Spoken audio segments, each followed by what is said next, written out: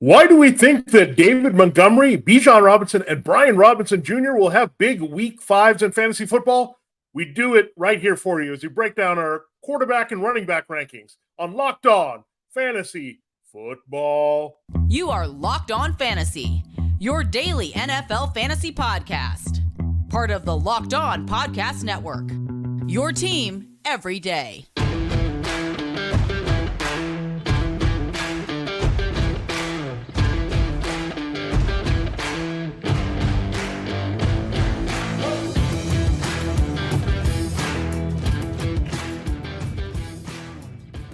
Greetings, everyone, and welcome to another edition of the Locked On Fantasy Football Podcast. We're a destination to become the smartest fantasy football player in your league. We're part of Locked On Podcast Network, your team every day, your fantasy football team every day. I'm one of your co-hosts, as usual, Vinnie Iyer. When I'm not doing this, I'm writing about NFL, fantasy football, and betting for sportingnews.com.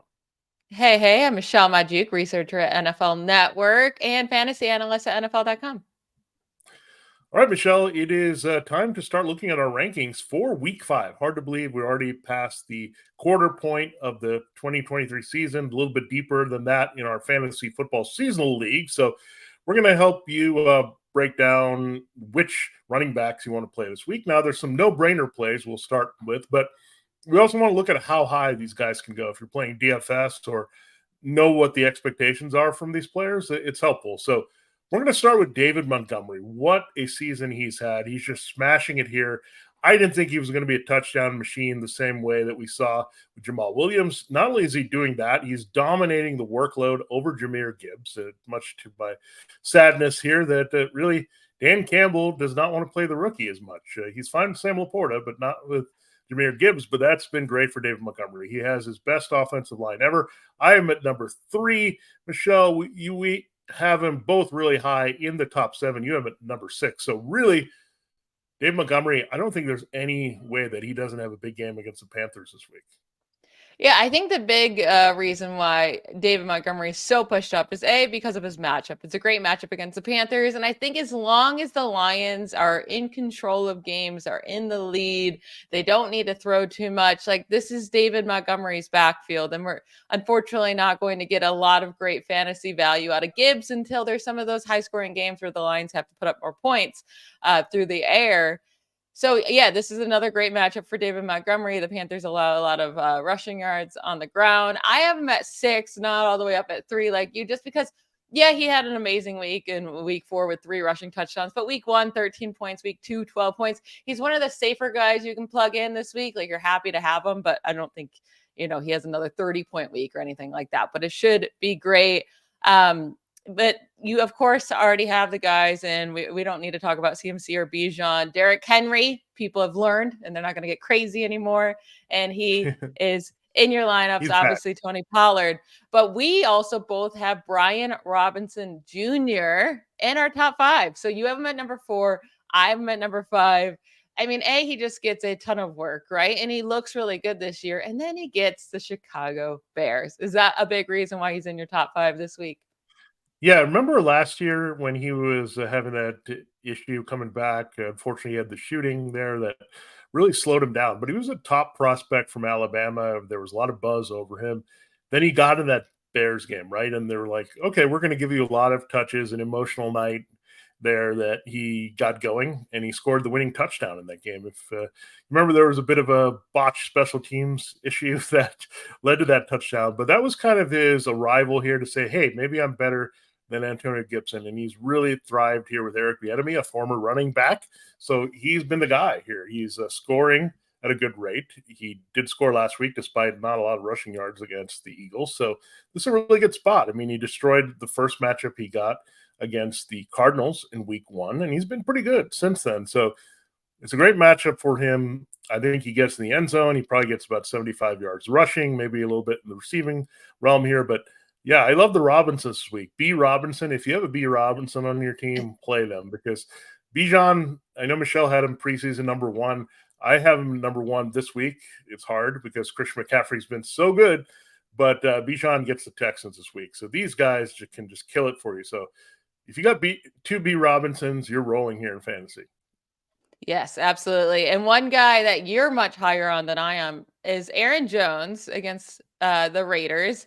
So Aaron Jones, I probably should have higher, right? I have him at 17. I'm a little scared based on his workload last week coming back from the injury, but you would expect that to go up. He had a very nice week 1 before he got injured, mostly due to touchdowns. So it's not like he was getting a ton of work as a rusher, but AJ Dillon's doing absolutely nothing.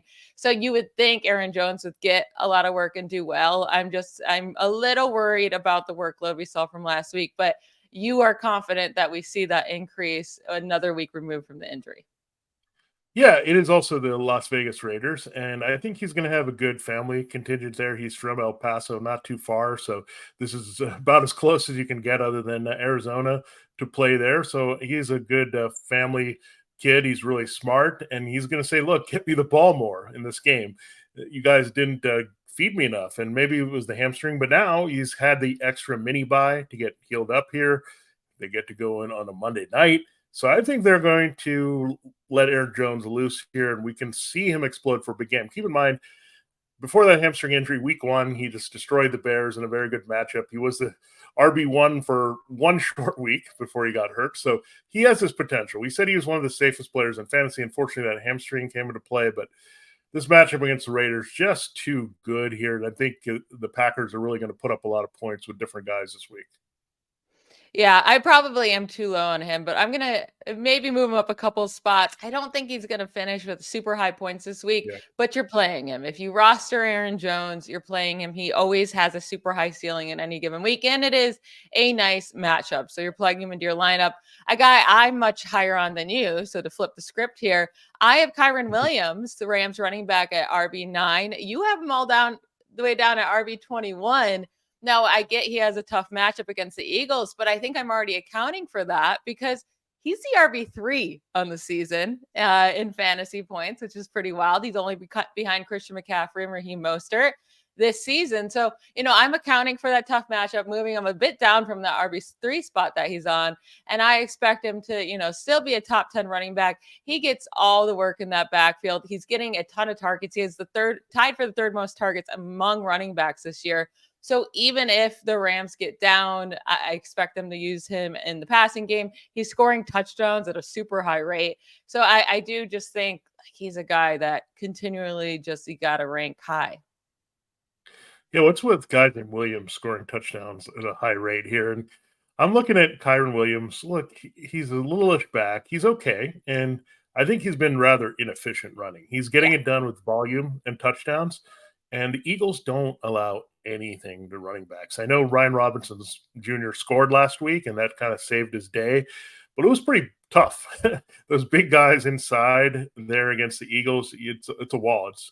Other than the Titans, this is the worst matchup, I think, for running backs. And Kyren Williams, he could disappear in the passing game. Keep in mind that Cooper Kupp might play. We'll see if that happens, but it's a good matchup for Tyler Higbee, so they could get him involved in the passing game with Puka Nacua and Tutu Atwell this week. So maybe not a lot of balls going that way to Williams. We've seen that before where the Rams have basically run their running backs and not thrown to them. So I'm a little bit concerned. He's a little bit banged up as well. I don't think this means we'll see suddenly a lot of Ronnie Rivers running in this game, but there's just enough that they need to be a little bit cautious, right? You can't overwork this guy. He's not a big dude.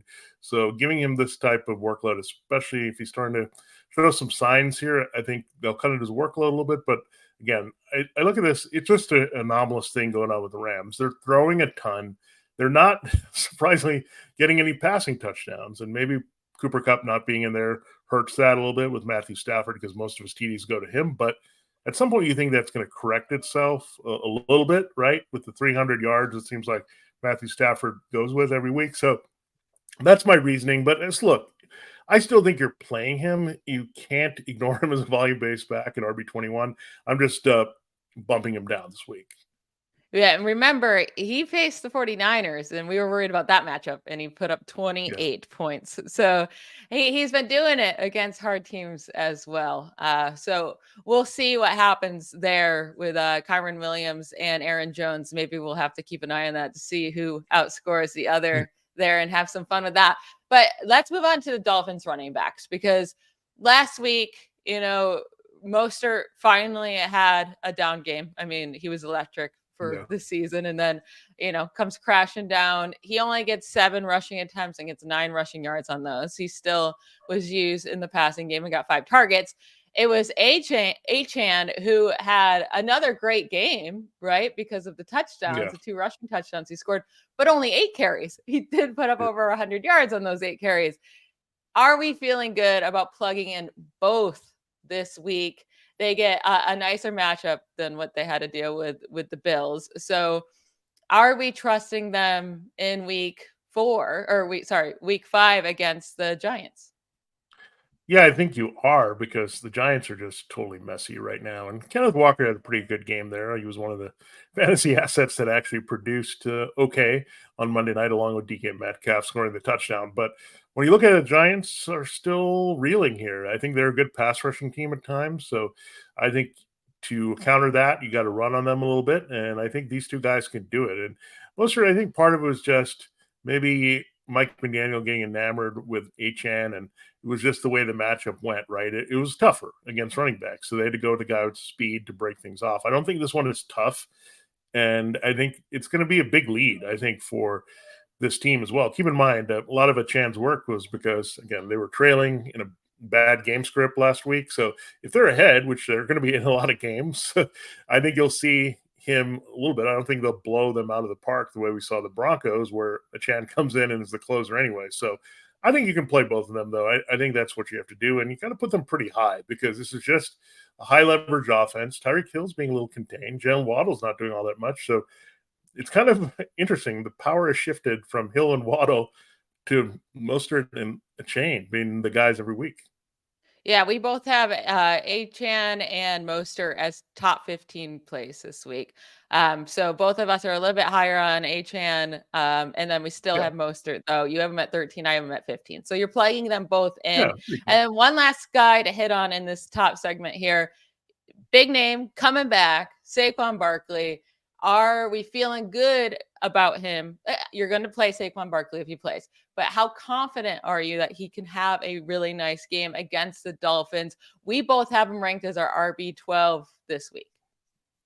Yeah, it's not like the Dolphins have really shut down running backs, right? Going back all the way to week 1, we saw Austin Eckler and Joshua Kelly have a big game together. And then you look at last week, I mean, James Cook, and they didn't need a lot out of James Cook, but he did score, and they did involve Latavius Murray, who had some good mop-up numbers there against the Dolphins. So they are leaking a little bit against the run. They're a pass rushing team, and that's what they do well, and that's not good for Daniel Jones. So we'll see. Does Saquon say, you know what, I need a little bit more time with my ankle. I don't want to go in with no Andrew Thomas and Daniel Jones looking bad. I'm only on a 1-year deal. Do I really want to stretch this out? So I could see Saquon saying, you know what, I think I need 1 more week to get well here, and we'll see if that plays out. But I think he's a competitor. He needs to get out there. The Giants are losing. I think you have to play him based on the volume. I mean, you saw how atrocious this offense was without him. So they need to feed him the ball immediately if he comes back to have any chance in this game. And so we'll see if Saquon can return. But I am 50-50 on this based on the ankle that can linger here. Yeah, and like DFS, I wouldn't want to plug in Saquon Barkley. I'm not going to want to pay up for his name. But if you're in just your regular, season league, you plug it in Saquon Barkley, spend an early pick on him. And like you said, the Dolphins are allowing 4.6 yards per carry to running backs this season. So it's not like they're shutting down running backs. And we know they can use him as a receiver. So he can have a nice week, but maybe don't expect, the regular Saquon Barkley right off the gate.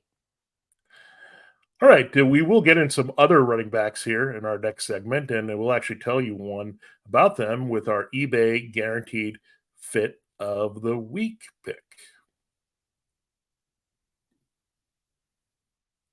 All right, we are excited that we've teamed up with eBay Motors here on Locked On Fantasy Football, and every week we're going to bring you the eBay Guaranteed Fit Play of the Week and fantasy pick here for you, and we're going to do it all season long here on Locked On Fantasy Football, whether you're prepping for a DFS lineup, construction, or scouting the waiver wire, or just looking for a rebound or a strong play in your regular seasonal lineups.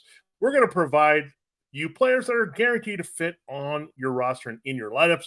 So let's look at who our guaranteed fit player is, and we'll talk about him more in our next segment. But it's Jets running back Breece Hall. He's had a tough season so far with limited usage under Nathaniel Hackett, but his explosive 56-yard rushing game on only 6 carries against the Chiefs in week 4 is great foreshadowing for his best game of the season. That's coming up this week in Denver in week 5.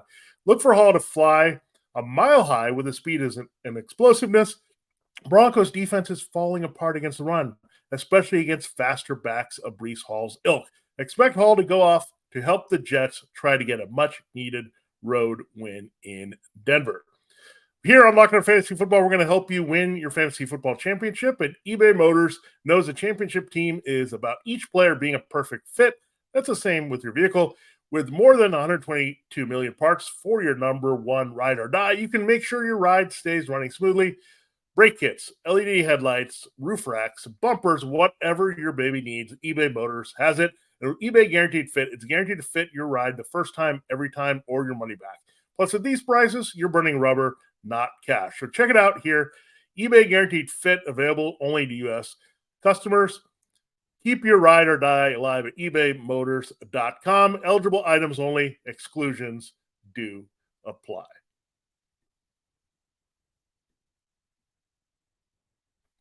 All right, Michelle. We just talked about Breece Hall as our eBay Guaranteed Fit play of the week, and let's get into that here. I'm really high on him this week.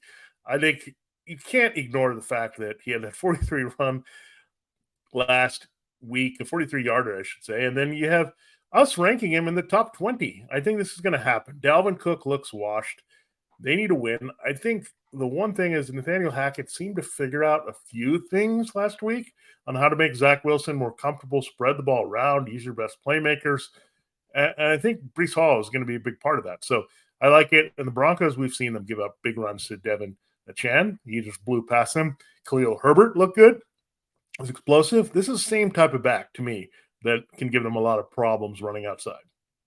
Yeah, and as you were speaking about Breece Hall in your eBay Motors read, we got a notification from Adam Schefter, and it says Jets head coach Robert Saleh told reporters that the team will not be limiting running back Breece Hall's workload any longer. There you go. Now, we hear coach speak sometimes like this, and it doesn't end up working out. Marvin Mims, but they have to play Breece Hall more. It just makes sense. Like, this whole report makes sense that they would want to play him more. He's definitely their best playmaker on offense with Garrett Wilson. Like, utilize your special players. And like you brought up, this Broncos matchup is just too perfect. They've allowed Herbert, Brian Robinson, Mostert, and Achane to all put up 22 plus fantasy points over the last 3 weeks. Like, this is a smash spot. And if Breece Hall can't do it here, then I don't know when we're going to be able to trust him again to put him into our lineup. And Nathaniel Hackett should be mad in this game. I mean, he's got Sean Payton on the other side talking trash, and they've got one win on the side. So he's going to say, look, this is my best weapon. I'm going to beat you with Al Mazard here. I'm going to do whatever I can to do this this week. And look, there's a lot of pressure on the Jets right now. So this is the win they absolutely must get here. The Broncos are reeling. You got to go after them. I know they won last week, but barely survived that Bears game. So Jets showed a lot of life against the Chiefs. So you have to like that as well. It's perfect timing here for Breece Hall. I think this is about the time we saw Breece Hall go off last week or last season as a rookie as well. So interesting timing there. Now, let's talk about two guys. One that just returned last week in Alvin Kamara, and he had 13 receptions for under 40 yards receiving, but he gave you some PPR gold there. And then you look at one guy this week, Jonathan Taylor. We'll see about the practice schedule and what they're going to do with him. But we went from Jonathan Taylor wants a trade to be out of there, and Zach Moss is looking good, and maybe they'll trade him to, I want to be back here and play and maybe build my trade value or free agency value for next year. So interesting, but I think Jonathan Taylor is going to be in the lineup this week for Indianapolis.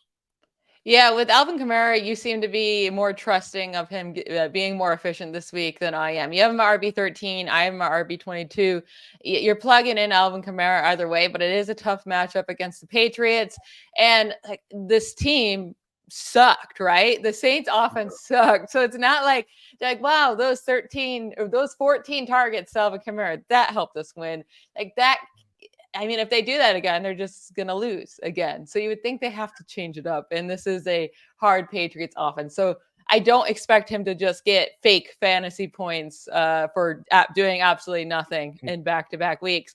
And with this Colts backfield, with Jonathan Taylor and Zach Moss, this is so hard this week. And ranking these guys is going to be nearly impossible because not only do we not know, the workload for Jonathan Taylor if he does come back and play in this first week, that's still a question. Reporters asked Shane Steichen if he will be playing Jonathan Taylor this week off of just, a couple practices. And he said, we'll see. We don't know what his workload will be like. We don't know what Zach Moss's workload would be like. And then they have to play against the Titans, who are a very, very tough run defense. I don't know what to do with these guys, but there's bye weeks, there's injuries. Like, you're probably going to have to play them. Yeah, if Taylor's in there, I would expect Taylor's going to be in there, right? I mean, he's been resting for a while, and he's going to be what they want. And don't forget, I mean, they've been really tough against running backs, but we did see Jerome Ford have a nice scrimmage game a couple weeks ago, and this is Jonathan Taylor. And keep in mind, he's also playing off Anthony Richardson, so the Titans are going to have to worry about that as well. So he could have a pretty good game again, but it's impossible to know Jonathan Taylor coming back for his full workhorse role. Do they just put him in and Zach Moss has a very limited role? Do they still want to do a 50-50 split? There's all these questions on top of him playing. But again, if you got Jonathan Taylor, you've been waiting for him to come back. Yeah. You might as well play him and see what happens. Now, I might be dropping this next guy down. It just depends. We had some positive reports, strangely, about Javonte Williams with the hip flexor. I'm at RB18, Jaleel McLaughlin. You have him at 32. I think you're more with the markets this week, just being a little conservative. And it's not the easiest matchup against the Jets. The Jets can give up things against the run, but I am now maybe not feeling it as much. If there's a chance Javonte plays, I don't think that will necessarily happen. Maybe he's playing because he sees that he hasn't been very effective and he wants to get on the field and not lose his job. So that could be also in play here, but I don't know. And this is another tough player to rank because I don't know if they'll suddenly ramp up Samaje Perine's role as well. Yeah. So in one league, I ended up, getting Jaleel McLaughlin off of waivers. Like, I won the waiver and immediately I regretted it. I was like, I don't even want him. And so this is the thing. Broncos running backs are doing nothing, right? They haven't this year. They weren't last year. So it's been a long time since we've seen any Broncos running back be like good. They're not producing points. And then it's going to be a 3-headed monster where none of them are monsters. They're just all bad in this backfield if Javonte Williams does play. So if Javonte doesn't play, I think Jaleel McLaughlin is a fine person to throw on if you really need a running back. You might be struggling for the RB2. But again, he had 10 touches last week. It's not like he was being used a ton. So he's playable, but I do think he's a complete dart throw in this matchup. It's the Jets just overall are a good defense. So I don't love it, but you might have to throw him in. Another guy we don't love is Ramondre Stevenson for the Patriots. He has to play against the Saints, hard run defense. I have him at RB23. You have him at RB28. Is that even too high for him? Because he's scored 7 and 6 points over the last 2 weeks. Yeah, it's just really hard because I don't see this necessarily having a negative game script either. I think this is going to be a pretty tough game between two kind of inept or underachieving offense. They're not totally inept. There's some players there that should be making plays here. But I don't know. There's just something not right with the Patriots running game, just offense in general, right? And we thought we could count on Kendrick Bourne and Hunter Henry, and we're not anymore. We don't know who the main guys are from week to week now. And we heard that crazy report that Ezekiel was going to start. Of course, it didn't really matter because Stevenson and Elliott did nothing together in that matchup against the Cowboys. So I think it's an overall Patriots issue that you got to fade all the Patriots pretty hard right now. So I'm a little concerned. So again, if you got some better options, and in one league I do, Michelle, I have Alexander Madison, so I can always go there with him in the flex spot over Stevenson. I'm going to keep doing that right now until further notice with Stevenson doing anything. Now, Khalil Herbert, last week, of course, when everyone is thinking Roshan Johnson breakout, here it comes. They feed Khalil Herbert the ball. He goes over the century mark, scores. It's tough, right? But this week, I can't recommend him. The Commanders run defense pretty darn good. They contained DeAndre Swift after a quick start last week. So Yeah, I don't know if I can go back to Khalil Herbert. I can't do it. Yeah, it doesn't feel good. I mean, I think it really was just probably the great matchup against the Broncos. And that's why, I mean, we love Breece Hall, right? It's like these guys can Yeah. have their breakout week. It all comes down to, will they keep feeding him? Because I do think the Bears can stay. I don't think like Washington's going to like destroy them, right? It should be kind Yeah. of a close game. Do they feed him? Because he got 18 rushing attempts last week. If he gets 18 rushing attempts again, then yeah, I want to play him because I think he's a talented guy. And like James Cook in week 3, he averaged over 6.5 yards against Washington. James Conner averaged 4.4 yards against Washington.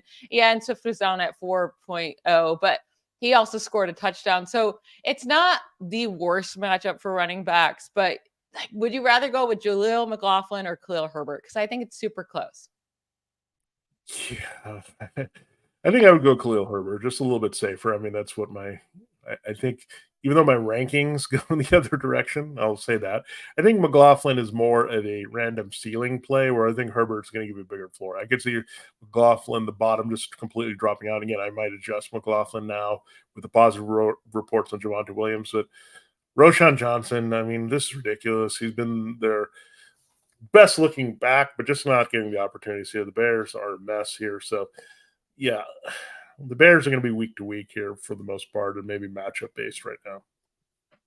Yes. So that's our running back rankings. You know, if you have any questions about other running backs, you can hit us up on Twitter. But we're going to jump into our quarterback rankings in our final segment to close out the show. But first, let's talk about another one of our sponsors. This show is sponsored by BetterHelp.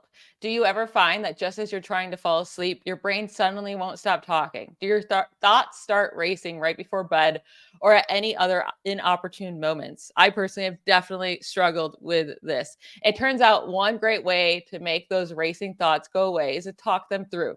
Therapy gives you a place to do that so you can get out of your negative thought cycles and find some mental and emotional peace. If you're thinking of starting therapy, give BetterHelp a try. It's entirely online, designed to be convenient, flexible, and suited to your schedule. Just fill out a brief questionnaire to get matched with a licensed therapist. Get a breakdown from your thoughts. Get a break from your thoughts with BetterHelp. With BetterHelp.com/lockedon today to get 10% off your first month. That's help, H-E-L-P. That's BetterHelp. BetterHelp.com/lockedon. Give online therapy a try at BetterHelp.com/lockedon and get on your way to being your best self.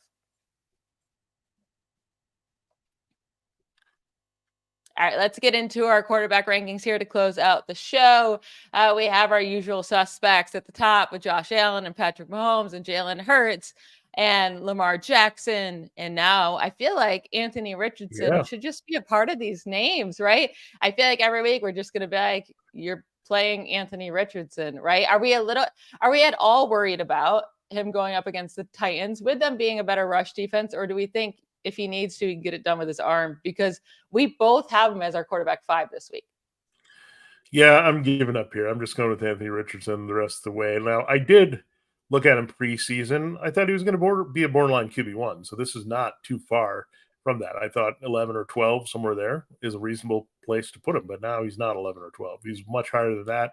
And what I've been impressed with, it's not just the running, right? He seems in command. This guy's just a physically superior and dominant athlete. So even if he's not perfect in a lot of ways, he's going to make up for it. He's just that good of an athlete. So look, he's come through. I mean, they look dead against the Rams. Okay, I thought, okay, this is a tough defensive matchup. Then all of a sudden he's running around making plays and they're back in the game and almost win it here. So it is interesting to see how quickly he's developed. We thought he's raw, but credit Shane Steichen, because I think some of that juju or mojo or whatever you want to call it has left Jalen Hurts a little bit, just a little bit, right? Anthony Richardson has some of it with the guy that, has got the best out of Justin Herbert, Jalen Hurts. So the system, the coach, all that is really helping on top of just the pure physical talent. So you can't ignore that this guy is going to have a high floor every week. He's kind of like Lamar Jackson, the sequel, right? He's like giving you that type of numbers here in different ways, just getting it done. Doesn't matter the matchup. He's going to get his numbers in some form. So it's funny because I think we pretty much have them ranked back to back. We do. I have Richardson ahead of Jackson. You have Jackson just ahead of Richardson, both firmly in the top 10 here. So love their opportunities here. Now, Trevor Lawrence, okay. I think You have we're him at seeing 8 still. You are yeah, I so still have an 8. confident in He's this close. man. Yeah, I Why? am because maybe it's I the have him hair at and I don't quarterback. have a lot. So that's coming to play. And I think he's funny and he's a cool dude, I guess. And they're back in London. And look, I think there's just a few things being left on the table. And I say that I don't want to say this every week with Trevor Lawrence, but I think Christian Kirk had some opportunities last week that wasn't there. But Evan Ingram and Calvin Ridley, he's locked into them. He's running, which I like as well. But to me, in this game, what's going to be a little bit different, I thought the Falcons were going to be a little bit more competitive, to be honest.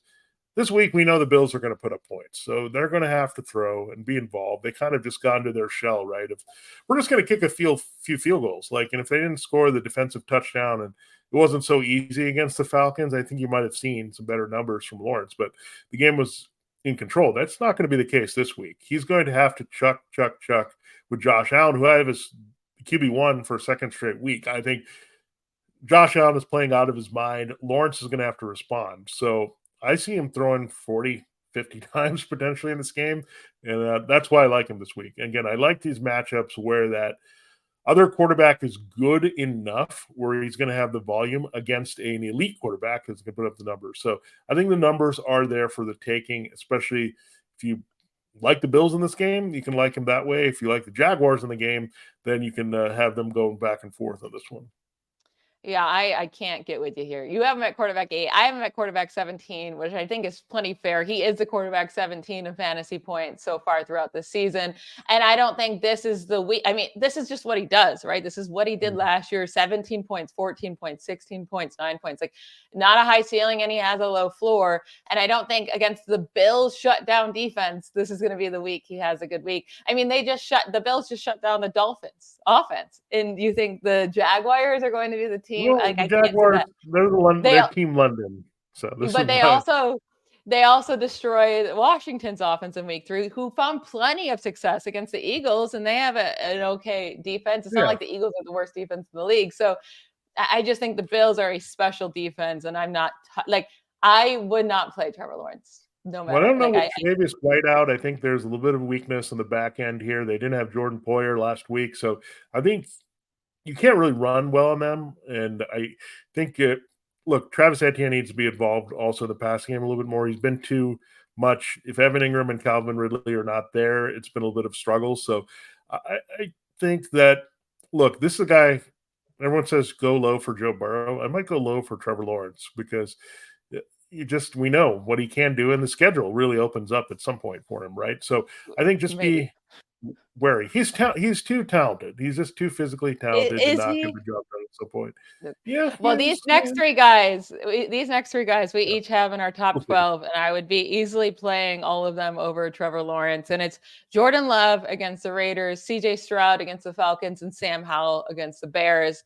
We agree on these three guys. We each have them in our top 12. Like I said, Love just really hasn't had really a bad fantasy week yet. Like, he keeps just getting it done, even if it doesn't come till late in the game and he doesn't look good throughout the game. He gets it done for fantasy. And the Raiders have been allowing a lot of fantasy points to quarterbacks. They allowed Kenny Pickett to throw 2 passing touchdowns against them. That's his only game in his career he's ever had 2 passing touchdowns. So the Raiders give up touchdowns. So Love's a great play this week. Stroud's been killing it. And Sam Howell, I just think with that matchup against the Bears, they allowed Mahomes, Love, and Russell Wilson to each throw 3 passing touchdowns against them. So I think Sam Howell is a solid play this week. Is there one of these guys that you feel more strongly about than the other? Yeah, I actually like Sam Howell the most because the Bears' defense is so bad, and he looked good last week. And I think he's going to face a similar matchup here, where banged up secondary and a worse pass rush. Right?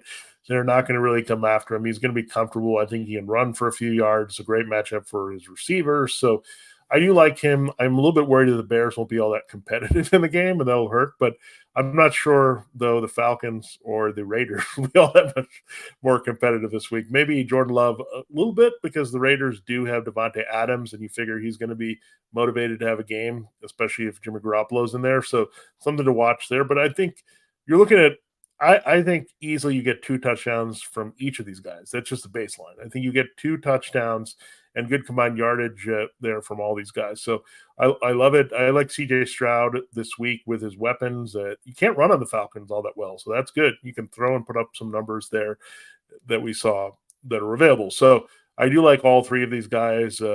Look, I hope you don't have all 3 because then you have to make a tough decision between 3 nice guys here. But I think bye week, if you don't have Justin Herbert out there, one of these guys will give you that Justin Herbert-like production. Yes. And if you have Trevor Lawrence, hopefully Sam Howell or CJ Stroud, you're able to get off waivers and play them. Another guy I would feel much more confident playing than Trevor Lawrence. I'm just going to keep saying that. We're both okay playing Justin Fields and rolling him out again this week. We know it was brutal to start the year. We know he just had a super easy matchup last week.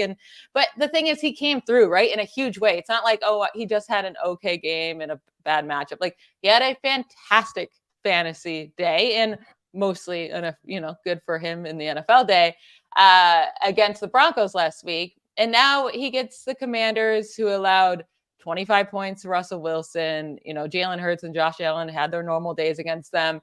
So I do think you can roll Justin Fields out in this matchup. Yeah, they've actually given up quite a few rushing yards looking at it. I mean, Russell Wilson had 56 rushing yards and he stopped running. So he wasn't doing any running last year, so he was actually doing things. They actually contained Josh Allen to under 50, and they gave Jalen Hurts under 40, but that's still significant rushing. And we know Justin Fields, if he gets a few openings, and I think the pass rush is going to get to him a few times, that's going to flush him out and make him run a little bit here as well. The Commanders are not very good at linebacker, so that can open some things up. And I think they're going to have to let him loose if they have any shot at winning this game and getting their first win of the season. So, yeah, he's a starter now. I mean, let's just accept it. It's going to be sloppy. It's not going to be great in reality. There's going to be some mistakes, but he just is going to put up the numbers overall. And look, is he the running cheat code quarterback that Anthony Richardson and Lamar Jackson are right now? No, he's not. But is the quarterback landscape iffy and shaky with some of these top guys? Yes, it is. And so you can look at Justin Fields. He has a path to numbers, and that's what we're looking for most of these guys. Yeah. And one last guy to hit on here, and I think he is a viable option. And again, I would play him over Trevor Lawrence, is Josh Dobbs against the Bengals. I am at quarterback 13. You have him at quarterback 19.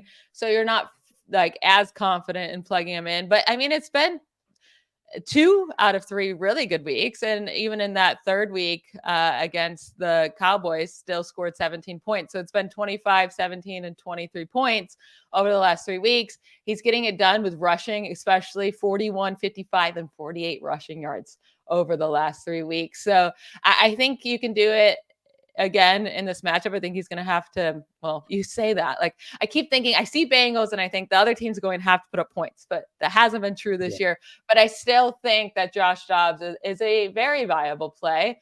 Again, I don't have him as a top 12 guy, but quarterback 13. So if you're looking off waivers for bye weeks or injuries, or because Burrow and Trevor Lawrence are sucking, you can plug him in. Yeah, I mean, I like him. Again, I think that's what I'm a little concerned about. That I would have looked at this game, okay, he's going to put up some garbage points, right? But if Joe Burrow's not doing a lot here, is this going to be a field goal fest? And it's not a very high total right now. So that's my concern here with it. I think he can have a solid game. I think a lot of people can have 2 touchdowns this week. Now, I can't tell you the yardage is going to play out with all these guys, but I think we've seen the middle of the road guys really have some value. It's different guys. We thought it was going to be Dak Prescott. He's not really getting it done here. Russ Wilson's been okay, but nothing where you have to bang the table and say, let's go. Jared Goff has been kind of week to week based on how much he's actually throwing for touchdowns, with David Montgomery eating up everything. So, yeah, it's tough. With bye week this week, you lose really 2 quarterbacks, for 3 if you're playing Geno Smith and you're counting on him, but you don't have Herbert, Deshaun Watson. I guess Baker Mayfield was playing well enough. So it's a little bit different this week. It's compressed with the ranking. So you might look at different quarterbacks this week that you may not normally play. But I think, Michelle, how I break down a quarterback, it's been really good for like super flex because you've got options. It's not been that good for solo quarterback leagues because you get stuck and you play the wrong one. And these guys that are up and coming behind usually outperform those guys that we drafted earlier. Yep. Yeah, that's so true. Like the top guys, besides, like, so the thing is, the three guys that you spent up really high picks, Mahomes, Allen, Hurts, they're doing it right. But if you did wait until those fourth, fifth, sixth, seventh, eighth rounds, like they're not so much. And the guys that you could have taken in the double-digit rounds, those are the ones that are succeeding, and it's hard to replace them. It really is. It's a hard pill to swallow. But I do think this is the time. I mean, sooner or later, you have to give up on those guys that keep destroying your lineups and move on to the guys who are actually scoring fantasy points. Yeah, we talked so much about the running back dead zone. All those running back dead zone guys keep coming through. It seems like there should be more talk about the quarterback, tight end, wide receiver dead zone because that's where it is. I think that's where we get stuck, and that's where you should be really attacking the running backs. And I think that I've learned that this year. Let the team I attack the running backs in the middle, doing well. If I attack running back early, it's not doing as well. So it's just the way it is now. And I think, again, it's tough. Quarterback, I think some of these guys will regress to the mean, either positively or negatively, but you still have to just kind of play the matchups and consider that. So we will look tomorrow at the wide receivers and tight ends attached to these quarterbacks with our rankings. So thanks again for making Locked On Fantasy Football your first listen every day. That's what our show is tomorrow. Then we'll look at the DFS and PrizePicks there to close the week on Friday ahead of week 5's Sunday and Monday action. For Locked On Fantasy Football, this has been Vinnie Iyer. And I'm Michelle Magdziuk. Bye, y'all.